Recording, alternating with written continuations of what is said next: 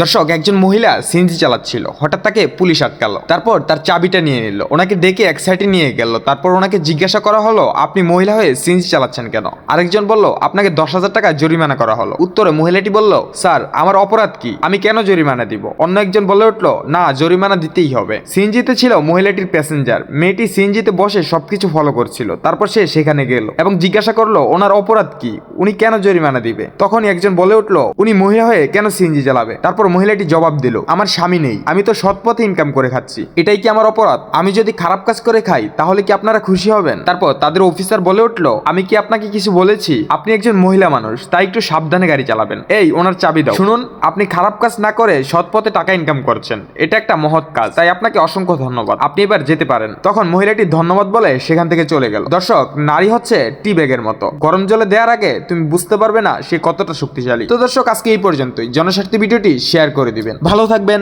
সুস্থ থাকবেন।